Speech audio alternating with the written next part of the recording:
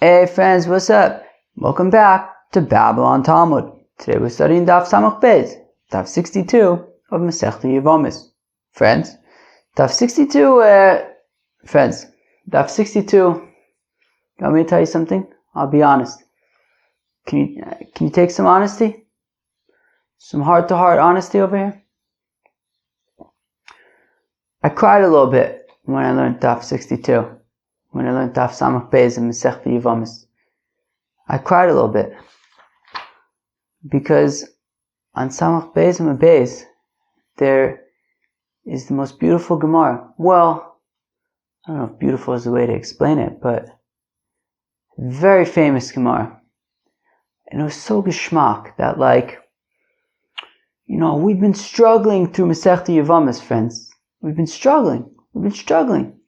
Ruvain and Shimon and Wellwood. It's not been easy at all. But you get to a daf like Samach Beis, and you can really appreciate the beauty when you've earned it like we have. And I'm telling you, friends, I'm getting shtickle tears in my eyes, even just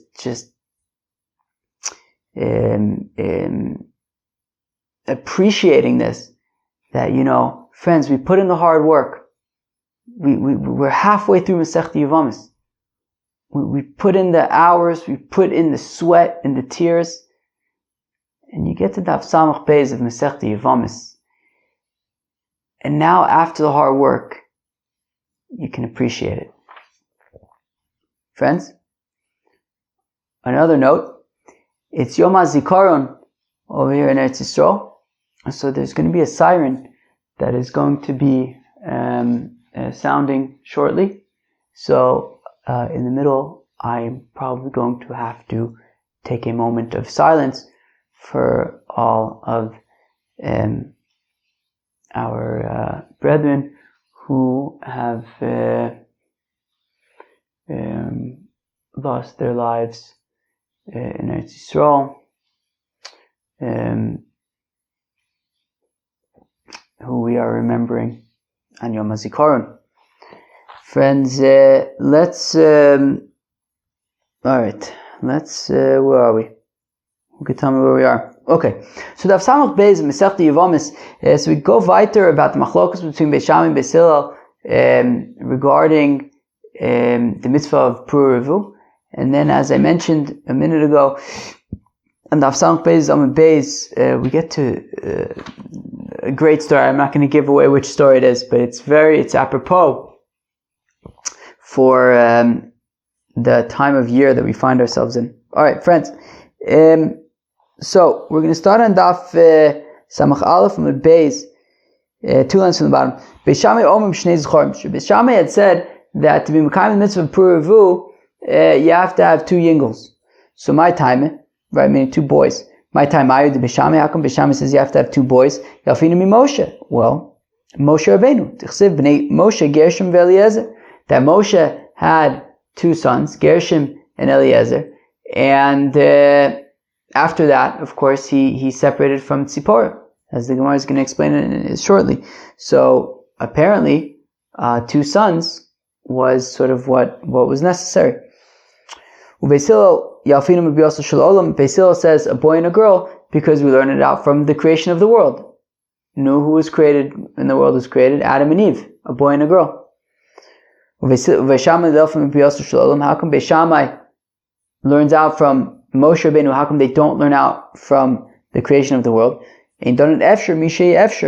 Well, obviously, right? There was no choice when the world was created. The Eibishter had to create a boy and a girl. Otherwise, there would be a shidduch crisis if there was only boys or only girls. So Beis Shammai says, look, obviously when the world was created there was a boy and a girl, but at this point, 2 boys. Beis Hillel nami le'elfu mi Moshe. Why does Beis Hillel learn out from Brias Shalom, from Adam and Chava? Why not learn out from Moshe? Amri lach. Beis Hillel would respond to you, Moshe midaiti u'davad. Moshe did it. It wasn't right. The reason why Moshe stopped after 2 boys was not because that was the mitzvah. He stopped on his own, right? He stopped by his own decision, as we're going to see just now. The Tanya is we takalun in the Brisa Shlosha Dvarim, also Moshe Midaito. There are three things that Moshe Rabbeinu did on his own, through his sort of, on his own, sort of, he took the initiative. V'skima Daito l'das hamakom, and the Eibishter agreed with him. What are they? Perish min ha'isha, v'shiber aluchis, v'osif yom echad, period. Number one, he separated from Tzipora, and the Eibishter said, it was aligned with that. V'shibra aluchis, and he broke the luchis, v'hosif yom echad, and also he added another day, right? That Moshe Rabbeinu said to the people that you have to separate, that the men and women have to be separate for 3 days. Really, the Eibishter only mentioned 2 days, but he added another day. Perish min isha my darash. How come Moshe Rabbeinu separated from Tzipora?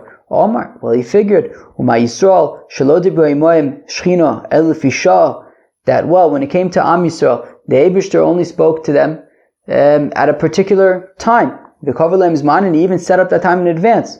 Amar Torah, and the Torah says, Al tikshu el isha, don't be with your wives before then in preparation. Anishim yuchal edibu choshav v'shah v'lo kavali zman.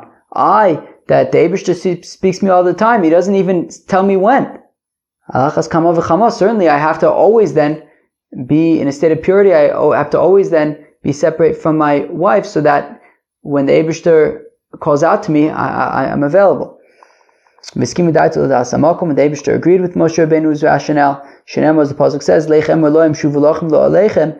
After Maimon Har Sinai, the Eibishter says to Moshe Rabbeinu, go and tell the people they can go back to their tents, i.e. they can go back to their wives. Ve'ata, but you on the other end, Moshe Rabbeinu, po amodi modi, you stay here with me. Shibras haluchis, my darish, how come Moshe Rabbeinu broke the luchis? Omar, he said, well, Uma Pesach shu echad misheshmeos v'shloshesu mitzvahs amurus mitzvahs amur Torah kol b'neicha liyochabo. When it comes to Korban Pesach, which is just one of 613 mitzvahs, the Torah says that Ben Nechar, a fellow, right, shenisnachru ma'asav lo'avushu v'ashamayim, that his actions, he's not being good, he's being a shtickle nudnik. So any nudniks cannot partake in the Korban Pesach.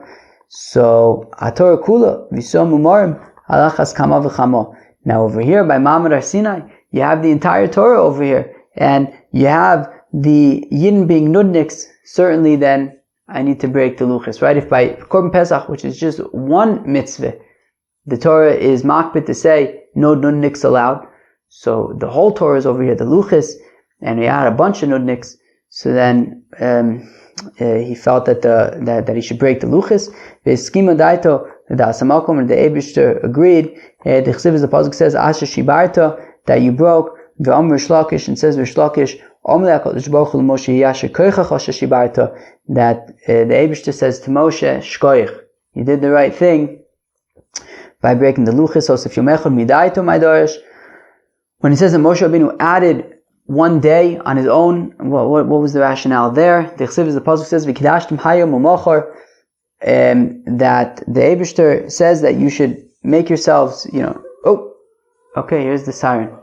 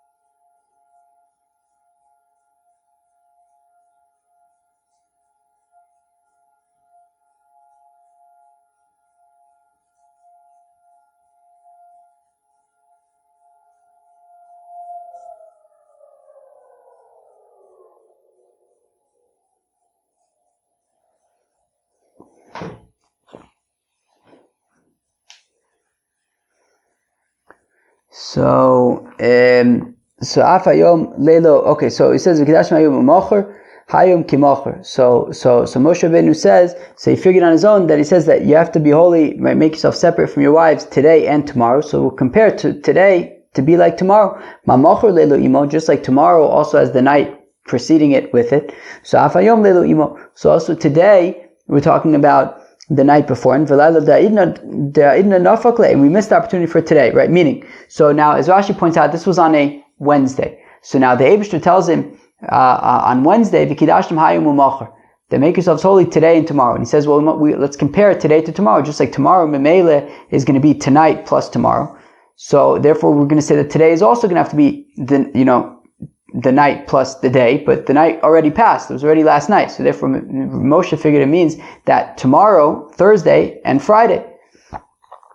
So Afayom Lelu Imo, so Shmamina Treyom Idno. So must mean, therefore, says Moshe, that it's talking about Thursday and Friday, not Wednesday and Thursday. And the Eibishter agreed, because the Shechina came down to the mountain on Shabbos, which means that Moshe Rabbeinu made the right decision, that day one was Thursday, day two was Friday, and then the Eibishter came down to the mountain, and the Shechina came down to the mountain on day three, on Shabbos. Tani, we learn in Brayser Reb Nosson, Omer says Reb Nosson, Beishamai, Omer says Beishamai, Shnei Zecharim v'Shtei Nekeves. That says Beishamai, the taka for the mitzvah of Pur Revu, you need 2 males and 2 females. Beisil Zachar Nekeva, and Beisil says 1 yingel and 1 maidel. Omer Rav Huna says Rav Huna, my time to Reb Nosson, Alibi to Beishamai. Says Rav Huna, how come Reb Nosson says that according to Beis Shammai you need 2 yingles and 2 maidels? Tichsiv, as the pasuk says, Vatosif loledes es ochiv es hevel. That it says that Adam and Chava had es ochiv es hevel, right? The s is extra. Hevel va'achoso, Kain va'achoso. Hevel and a twin sister, Kain and a twin sister, so 2 yingles and 2 maidels. The pasuk says, "Kishos li Elokim zera acher tachas hevel karogo koit." And now the pasuk also says that when Shes was born, that it says that the Eibishter gave me another son in place of Hevel, because Kain killed Hevel, i.e., that since he lost the child, he had to make up for it, and that was Shes. For Rabbanan, the rabbis say no. You don't need to make up for a child that gets lost. Oduye hu de kamodis. No, they were just being thankful for Shes, but not necessarily like to replace Hevel, or to kind of like make sure that you're Mekayim the mitzvah. No, he was Mekayim the mitzvah. Tanya, Idach, we have another brayse, a different brayse. Reb Nosson says Reb Nosson, or a different version. Beishamai om zachor nekeva. Beishamai says a yingel and a maidel. Uveisil om o zachor nekeva. Beisil says either a yingel or a maidel. Rava says Rava. My time with Reb Nosson. How come Reb Nosson aliba to Beisil? How come Reb Nosson says according to Beisil that it's either a yingel or a maidel? So Shneimar, the pasuk says, "Lo so bra la sheves yitzor avad la sheves." Well, the pasuk says, "I didn't create the world for desolation. I created it to be, dwelt." And even with either a yingel or a maidel, you contributed to the dwelling of the earth. Idmar, we stated, "Hayulo bonim biyoso ovid kuchavim." In this guy, what if you have a fellow who converted to Judaism? Now, before he converted to Judaism, he already had children. Rabbi Yochanan Amar ki imperi v'rivya v'Rish Lakish Amar lo ki imperi v'rivya. So Rabbi Yochanan says, okay, well, if he had children when he was an Ovid Kuchavim, so he was Mekayim peri v'rivya. So after he converts, he doesn't have to do it again. So Rish Lakish says, no, he was not Mekayim peri v'rivya. When he converts, he has to have another, he still has to be Mekayim peri v'rivya. Rabbi Yochanan Amar ki imperi v'rivya ta'havulei. Rabbi Yochanan says, look, he was already Mekayim peri v'rivya. He has children. Rish Lakish Amar lo ki imperi v'rivya gersh niskayu k'kotin shenola dami.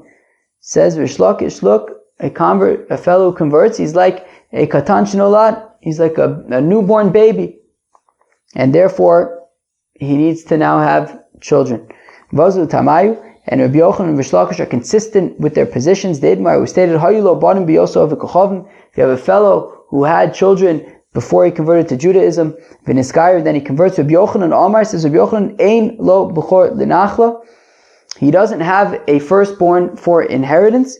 To hava le reishis ono, right? So if he now has children when he's a yid, those children would not be a firstborn with regard to inheritance because he already had a firstborn before he converted to Judaism. Whereas Rish Lakish says no, the first child that he has after he converts to Judaism is his Bechor, and he would be the firstborn with regard to inheritance. Because it says Rish Lakish that a fellow who converts is like a newborn baby. And we need both cases. We need the cases of Puravu, and we need the case of Nachla. The Ashminim Ba'ahi Kamaisa, if we only mention Puravu, Ba'ahi Kam Reb Yochanan, Mishum Meikar Nami B'nei Piri V'Rivyanenu.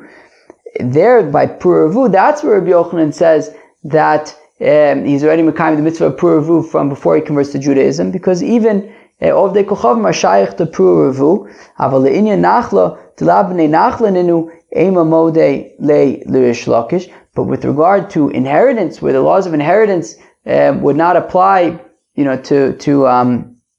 Ovdei Kochavim, so therefore, I would think that maybe Rabbi Yochanan would agree with Rish Lakish that the firstborn child, after he converts to Judaism, would be now considered his Bechor for Nachla, since it wasn't Shaykh until now. So therefore, I need the case of inheritance for Rabbi Yochanan to say that no. He says also there that the firstborn child after converting to Judaism would not be considered a Bechor for inheritance. V'itmar biha Rish Lakish, and if we would only have the case of inheritance, here is where Rish Lakish says that that once he converts, he's like a newborn baby, and the child would be considered a Bechor, because Nachla doesn't apply to Ovdei Kochavim. When it comes to Puravu, maybe you would agree with Rabbi Yochanan that he was Mekayim Puravu Tzricha, therefore we need both cases to explain that in order to explain that Rabbi Yochanan and Rish Lakish hold their respective opinions in both cases. Eis wie Rabbi Yochanan and Rish Lakish. Rabbi Yochanan asks the kasha to Rish Lakish. V'yisai yishalach brodoch bladen ben bladen melech Bavel v'goymer. So Broduch Bladen, the son of Bladen. Now they were of the Kochavim, and they seem to have the son of this, the son of that. They seem to have familiar relationships. To which Rish Lakish says, he says, look, yeah, sure, when they're of the Kochavim, they have familial relationships, but once they convert to Judaism, they lose those. Everybody agrees with a slave that he doesn't have familial relationships. The pasuk says, wait over here, that Avram says to Shmuel, I believe, wait over here with the chomer, and Eliezer was there, his slave, and it's a reference to Eliezer, that it's a nation that doesn't have familial ties, kind of like a donkey doesn't have familial ties. We have a kasha. That Tziva, who was an Ovid Kochavim, had 15 children and 20 slaves. So we see that Ovdei Kochavim have familial relationships. Tziva has these 15 children. So Omer Revach Bar Yaakov, Kipar ben Bakr. Yeah, they have children like Kipar ben Bakr has children. It's just listing that there were these beings. If that's the case, so why don't we say the same thing over here by the pasuk of Ba'isai Shalach Broiduch Bladen ben Bladen. So Shiny Osam is different in the Achsinu B'Shmayu, because the Tavka says their names. So that's a stronger proof that they have familial relationships with Vishma. Davuin, his name, his father's name. Whereas over here, when it says L'tziva Chamisha Asurbanim, it doesn't mention any names, so therefore it's like a Par ben Bakr. Alright. We also have another place where they mention familial ties, Bavun, Va'abu Davun, with his father and his father's father. Ben Hadad ben Tavrimon ben Chizyon, Melech Aram Ayoshi b'Damesek Lemor. So we see that there's like a whole line of lineage there, and so we see that they also have lineage, but our Rish Lakish would argue that once they convert to Judaism, so they lose that lineage. Itmar, we stated, okay, so the Gemara asks, what if somebody has children, so he's Mekayim the mitzvah of Puruvu, let's say according to Beis Hillel, it's a son and a daughter, so if one of the children pass away, so do you now lose the mitzvah of Puruvu again? Right? You were Mekayim the mitzvah of Puruvu when you had, let's say, a son and a daughter. And then if one of the children passes away, so now you only have one. So are you no longer Mekayim Puruvu? So, right, so Itmar Ha'ilobanu V'Mesu Rav Huna Amar Kiyim period review. So Rav Huna says, look, you had a son, you had a daughter, you're Mekayim the mitzvah. Rav Yochanan Amar Lo Kiyim. Whereas Rav Yochanan says, no, he was Mekayim the mitzvah for a time, but not anymore. Rav Huna Amar Kiyim. So Rav Huna had said that he was Mekayim the mitzvah. Mishum de Ravasi. Like Ravasi, Damar Ravasi, in Ben David Ba, Ad Shichlu Kol Neshama Shebaguf, that Mashiach is only going to come when all of the souls from the Guf leave. Who could tell me what that means? Apparently there's some place called Guf.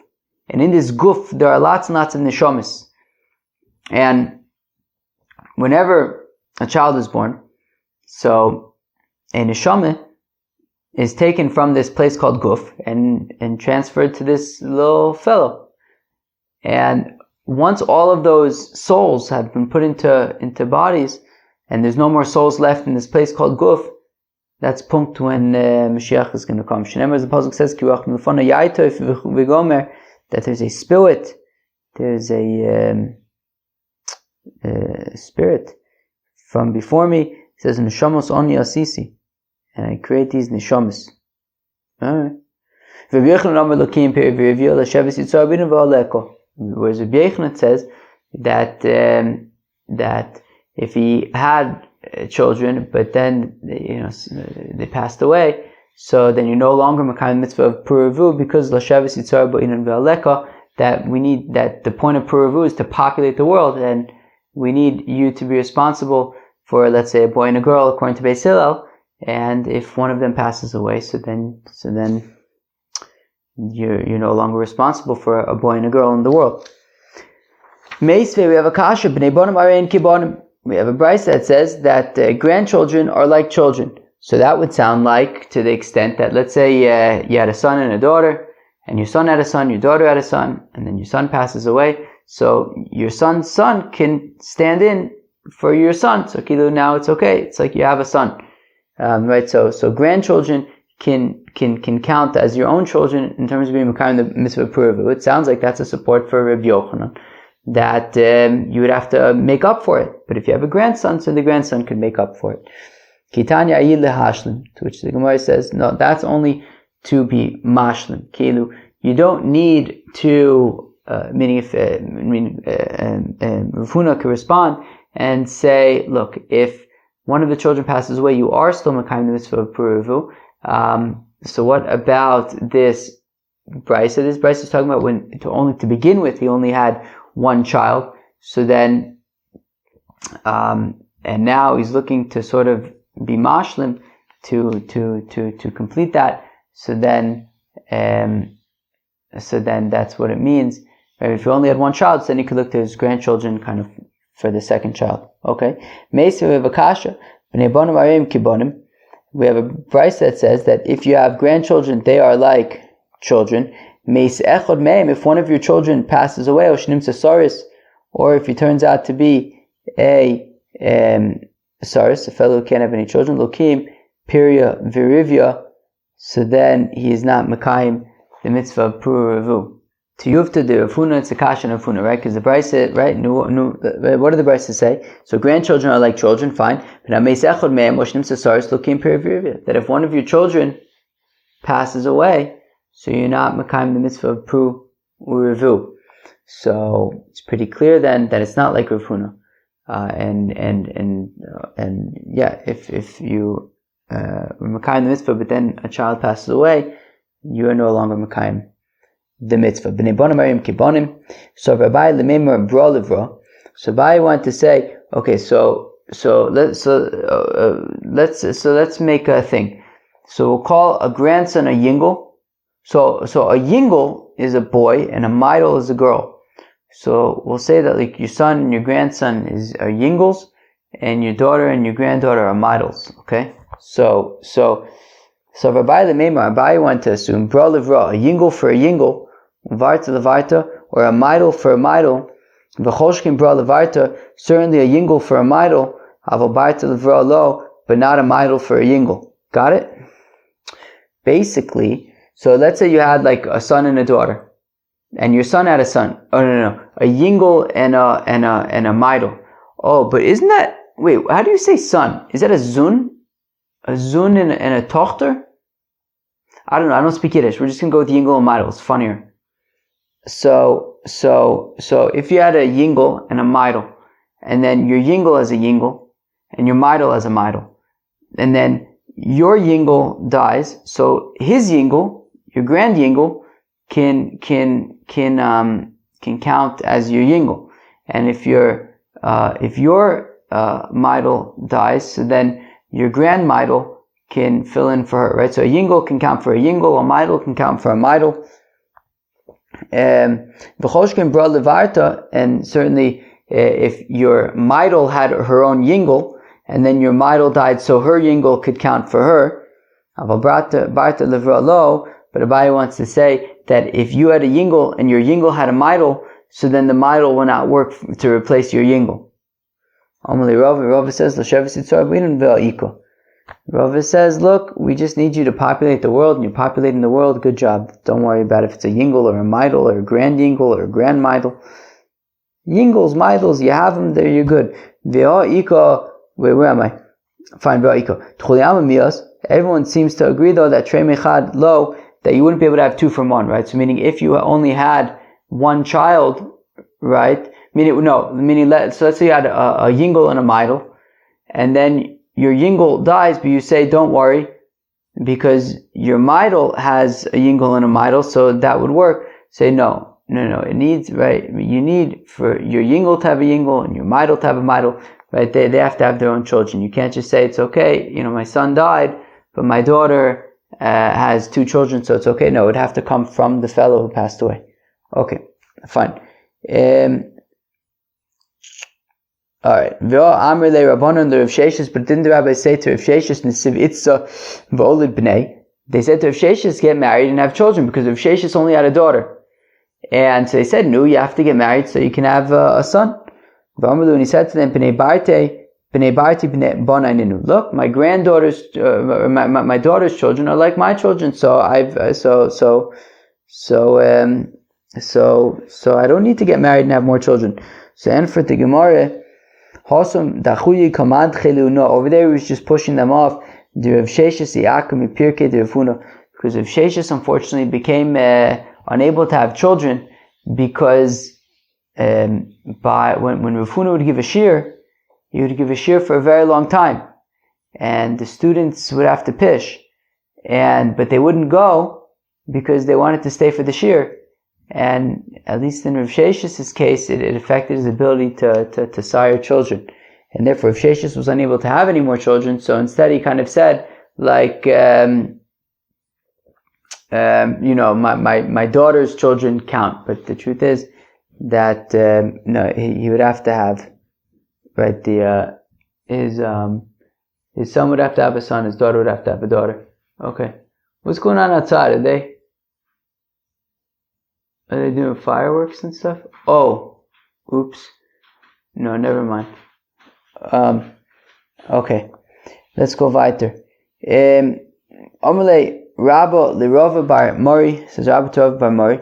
From where we have the following statement of the rabbis: Bnei bonim arein kibonim, that grandchildren are like children. Ilema midchsev, it's because the pasuk says abonos bnosai v'abonim bonai, that Lavan says to Yaakov that the daughters are my daughters, the sons are my sons, and he didn't have any sons, so he's talking about the grandchildren. Elameata v'atzon, or at least not any sons that were with Yaakov. Elameata v'atzon son yochinami. What are you going to say that when he says that, and the sheep are mine? Does he have sheep? What are the sheep? His children sheep? So Ela Dekonis Minoi, no, means I purchased the sheep. So Achanayim Dekonis Minoi, the Dekonis Minoi, right, that you have purchased sheep from me, right? Lavan Saint Yaakov, you've chapped around these sheep from me. Achanayim Dekonis Minoi, you're saying that you acquired my daughters from me, but not that they are my grandchildren. Not that my grandchildren, my granddaughters like my daughters, etc. Elo, me'ocha, rather from here, ve'achar ba'chetzrin, el bas machir, or v'gilad at chetzrin, from Shevet Yehuda, he married the daughter of Machir, the father of Gilad, and he was from Menashe, Batela lo es Sguv, and they had a child named Sguv. Uchsiv, and it says, Mini Machir yardu mechokim, that from Machir came mechokim, Uchsiv Yehuda mechokim, that Yehuda is my mechokek. So Keilu, the point is that Machir seems to have grandchildren from Shevet Yehuda. How could that be? Well, Machir's daughter was married to Chetzin from Yehuda, so we see that his grandchildren are considered, that his daughter's children are considered like his children, that it says that he has grandchildren in Shevet Yehuda, that came from his daughter. Now our Mishnah that says that once you're Mekayim the mitzvah of Puravu, so then you don't need to do it anymore. So it's not like Rabbi Yeshua, the Tanya is within the Bryce. Rabbi Yeshua, Omer says Rabbi Yeshua, no, so Adam Isha B'Yaldusai, a fellow marries a woman when he's young, Yisa Isha B'Ziknuso, well, he can also marry a woman when he's older. A fellow had children when he was young, so he can also have more children when he's older.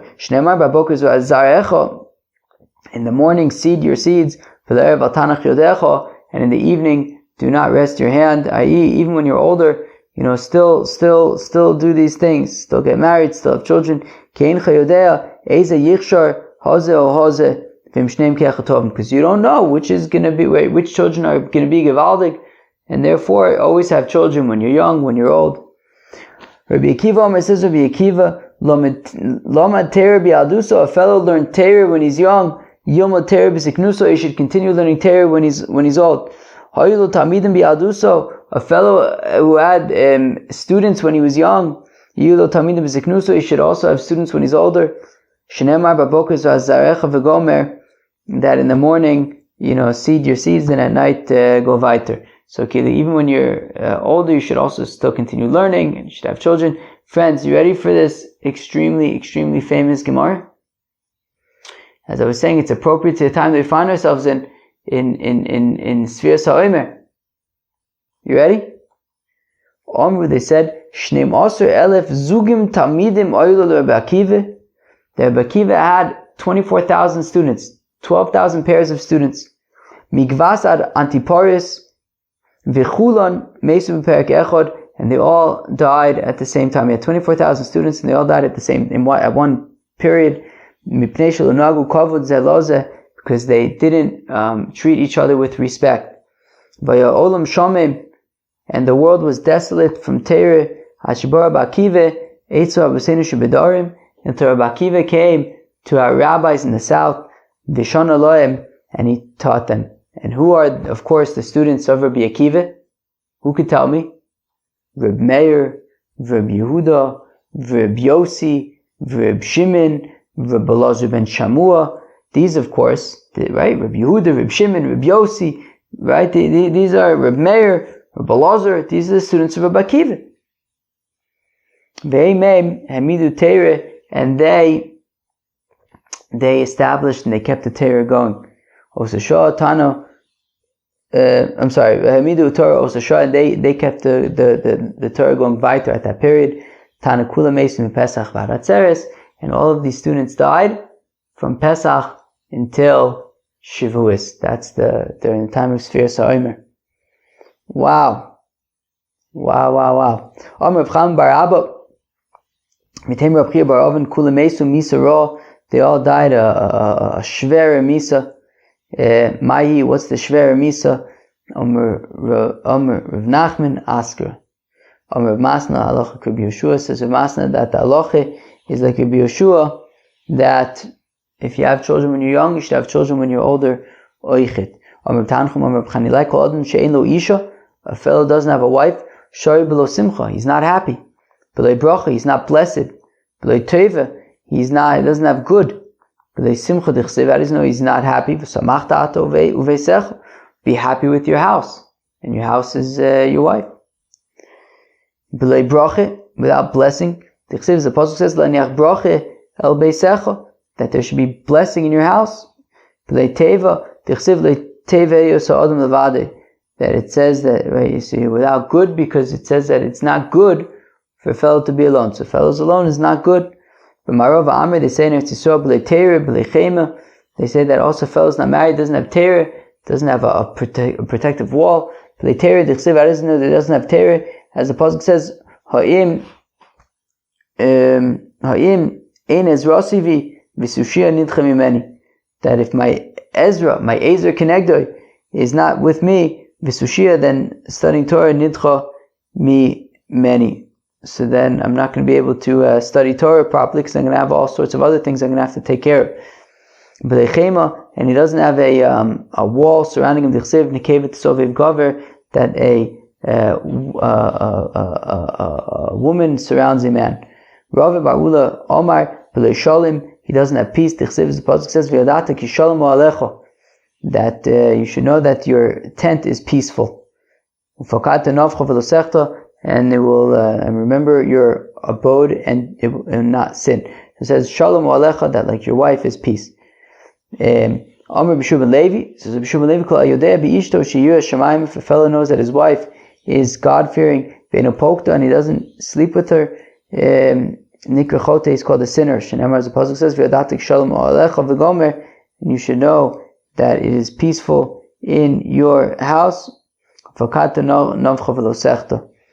And then be with her, and you will not sin. So if you're not with her, then you are sinning. A fellow needs to sleep with his wife before going on a trip. As the pasuk says, that you know that your house is peaceful. Okay, and then I guess you don't have to worry about anything when you leave or something.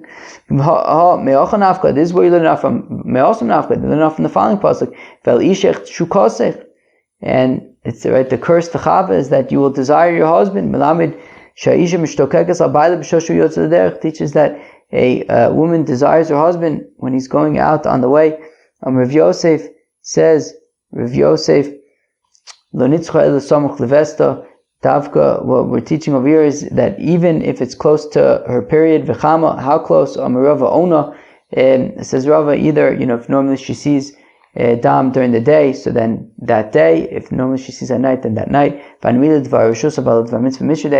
this is if he's going out. He only has this mitzvah to sleep with his wife before going on a trip. If it's a trip that he's going on his own volition, but if it's a mitzvah trip, so then he might be all his mind might be elsewhere, might be on the mitzvah.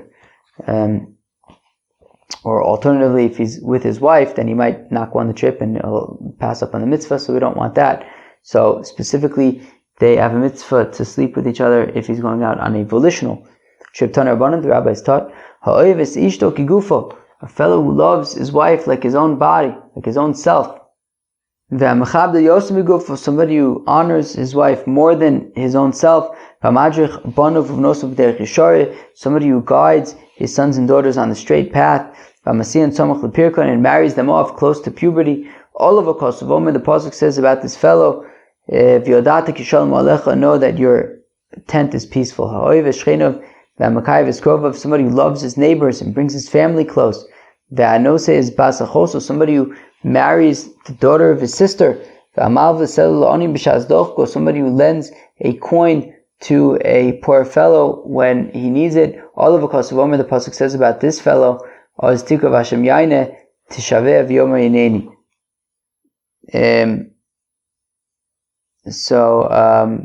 you will call out, and the Eibishter will answer, call out, and he will say, "Here I am." Well, friends, that was Daf Samach Beis and Masechta Yevamos. There's a lot of geschmack stuff on this daf. First, we started by discussing, or continuing with the machlokus between Beis Shammai and Beis Hillel about how you are Mekayim the mitzvah Pru. We saw different things that Moshe Rabbeinu did on his own volition, on his own initiative, and the Eibishter agreed. We saw a machlokas between Rabbi Yochanan and Rish Lakish regarding how to relate to children that a fellow had before he converted to Judaism. We asked a very interesting question about what if a fellow had children, was Mekayim Mitzvah Puravu, and then one or more of the children pass away. Is he still Mekayim Mitzvah Puravu since he was already Mekayim, or does he have to be re-Mekayim? So we saw machlokas between Rav Huna and Rav Yochanan. Rav Huna says he's already Mekayim. Rav Yochanan says he's got to do it again. We saw the story of Rabbi Akiva and his 24,000 students who all passed away between Pesach and Shavuos, which is during the Sfiras HaOmer. And then we saw all sorts of interesting things about I don't know what's the word, not values, the virtues of being married. Friends, peace out.